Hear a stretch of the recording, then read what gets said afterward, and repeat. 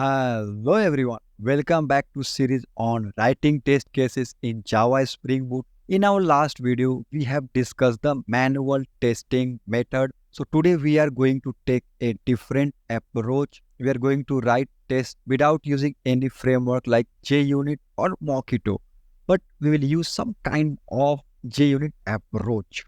Before we started, you might wonder why we would want to write test cases without using any framework. So first of all, this method is useful to understand the core concept of testing, and it allows you to focus on logic rather than the framework specifics. It also gives you insight into how automated tests work behind the scene, and after that you'll understand what are the problem developer used to face in past years. So this is our calculator service, and in that service last time we created add function.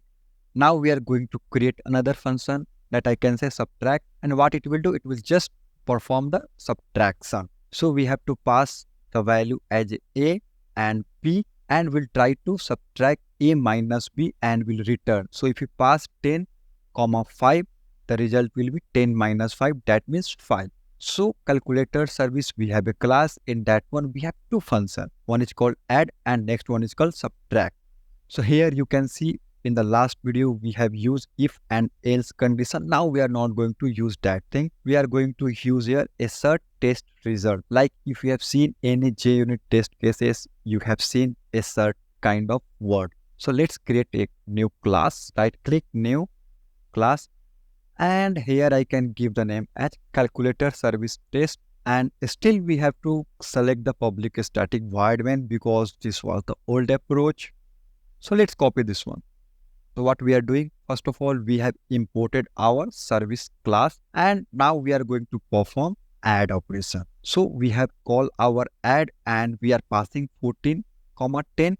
So what will be the result? Result will be 14 plus 10, that means 24. Now we have to see like it passed our test cases or not. So last time we used if and else. So now we are going to introduce a simple assertion method for testing, and we will try to see how it organize our test better.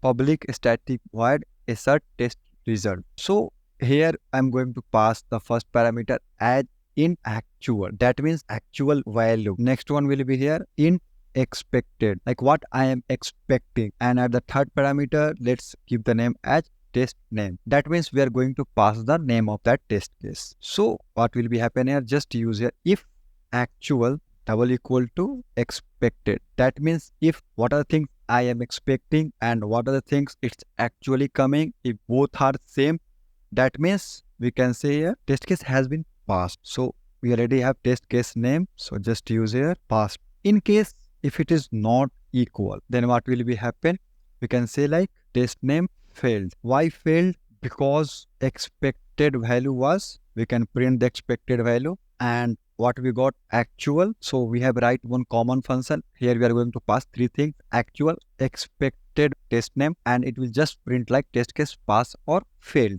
So what is the biggest advantage using that one? We no need to always create if and else thing. So that's why we have created a common function, so we can easily use for add and subtract.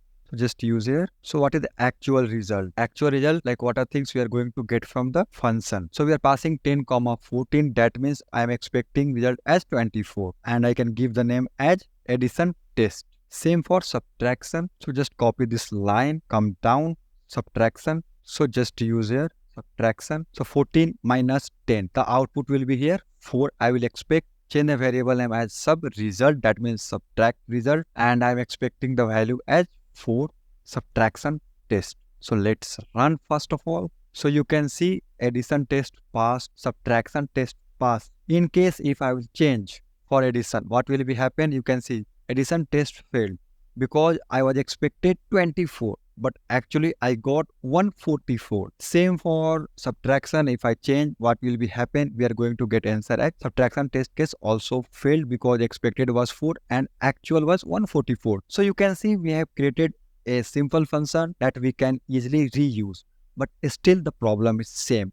We have to write the test cases manually for each condition, and it's very hard to alter the data. And after running the test cases, we can see all kind of output in the console. Each time either it will pass or fail, but manually we have to verify. So this method, whatever we have created, it will work for simple tests, and it has limitation. It does not provide us with advanced feature like testing report, grouping of tests, or easy execution of multiple tests at once. So this is the problem people used to face. That's why framework like JUnit come and offer a structure and efficiency way to handle the test cases. So we have seen manual testing class also, and we have also seen the approach for calculator service test. So that's why we are going to use the JUnit. And now when we are going to use the JUnit, then we will understand what are the major difference was happen. So in the next video, we are going to upgrade ourselves and we are going to use the JUnit to write our test cases. That's it for the today. Bye.